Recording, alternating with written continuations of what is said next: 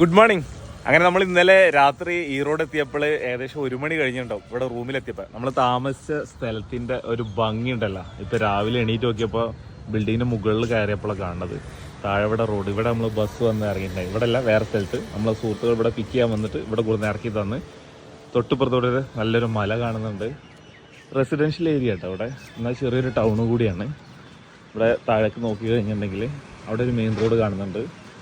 പിന്നെ അങ്ങ് ദൂരെ നോക്കി കഴിഞ്ഞിട്ടുണ്ടെങ്കിൽ ചുറ്റും മലകളൊക്കെ കാണുന്നുണ്ട്. പറ്റുകയാണെങ്കിൽ ഈ ഏരിയയിലെ കുറച്ച് ഭാഗങ്ങളൊക്കെ എക്സ്പ്ലോർ ചെയ്യാൻ പറ്റുമോ നോക്കണം.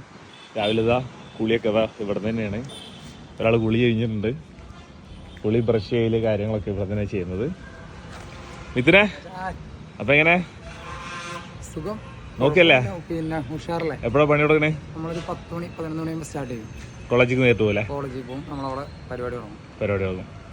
അപ്പോൾ നമുക്ക് കോളേജിലാണ് ഒരു സദ്യയുടെ വർക്ക് വന്നിട്ടുള്ളത്. അപ്പോൾ അത് ചെയ്യാനും വേണ്ടിയിട്ടാണ് ഇവിടെ എത്തിയിട്ടുള്ളത്. അപ്പോൾ കൂടുതൽ കാഴ്ചകളും വിശേഷങ്ങളൊക്കെ വരും ദിവസങ്ങൾ ഇതിൻ്റെ റെസിപ്പി കാര്യങ്ങളൊക്കെ ഷെയർ ചെയ്യാൻ ശ്രമിച്ചിട്ടുണ്ട്.